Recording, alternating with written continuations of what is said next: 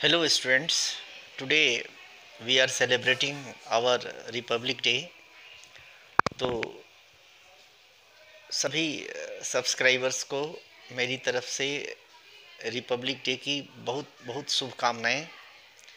ये Republic day एक तरह से शैक्षणिक है, ऐतिहासिक है और जितने विद्यार्थी पढ़ रहे हैं उनके लिए इसके इतिहास को जानने की ज़रूरत है। तो ये शॉर्ट वीडियो मैं बना रहा हूँ आपके लिए। आपको पता है देश गुलाम था और 1946 में कैबिनेट मिशन भारत आया और उसने अपने प्रपोजल रखे कि एक कॉन्स्टिट्यूएंट असेंबली बनाई जाए और एक इंटरिम गवर्नमेंट बनाई जाए। जब तक भारत का संविधान लिखा जाएगा तब तक कॉन्स्टिट्यूएंट असेंबली के लिए भारत का संविधान लिखा जाए, इसके लिए कॉन्स्टिट्यूएंट असेंबली की ज़रूरत थी। और जब तक संविधान लिखा जाएगा तब तक सरकार भी एक हो, तो इंटरिम गवर्नमेंट बनाई गई। तो हम इंटरिम गवर्नमेंट की बात नहीं करेंगे, हम करेंगे कॉन्स्टिट्यूएंट असेंबली की बात, और जिसमें कुछ प्रश्न होते हैं बोर्ड के विद्यार्थियों के लिए जो बहुत इम्पोर्टेंट होता है। तो कैबिनेट मिशन के प्रपोजल के अनुसार कैबिनेट कॉन्स्टिट्यूएंट असेंबली बनाई गई और उस कॉन्स्टिट्यूएंट असेंबली के भीतर ड्राफ्टिंग कमेटी बनाई गई। कॉन्स्टिट्यूएंट असेंबली के पहले जो प्रेसिडेंट हुए वो हुए डॉक्टर सच्चिदानंद सिन्हा, और परमानेंट प्रेसिडेंट जो हुए वो हुए डॉक्टर राजेंद्र प्रसाद, जो भारत के आगे चल के भारत के प्रथम राष्ट्रपति भी हुए, एक बड़ा नाम है। और ड्राफ्टिंग कमेटी के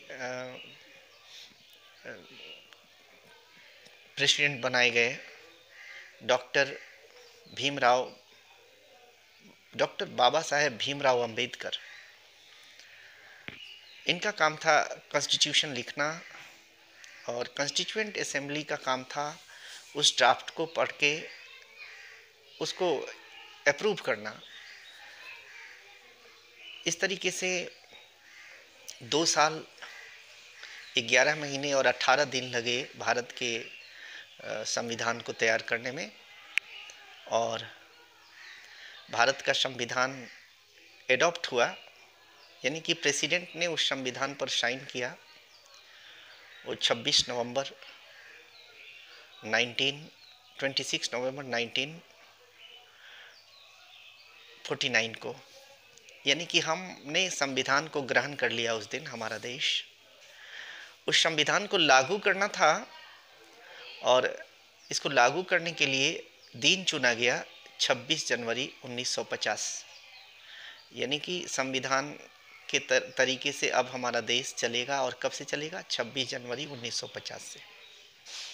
अब सवाल है कि 26 जनवरी 1950 को ही क्यों चुना गया ये दिन? तो जब स्वतंत्रता की लड़ाई चल रही थी उस समय लाहौर में इंडियन नेशनल कांग्रेस का एक सेशन हुआ। ये हुआ 1929 में। जवाहरलाल उसके प्रेसिडेंट बने और उसमें ये निर्णय लिया गया कि देश की आज़ादी के लिए सिविल डिसोबीडियंस मूवमेंट चलाएंगे और हम कंप्लीट इंडिपेंडेंस लेंगे, पूर्ण स्वराज की मांग करेंगे। हम अब डोमिनियन स्टेटस की बात नहीं करेंगे। अब ये डोमिनियन स्टेटस क्या होता है ये अलग चीज़ है।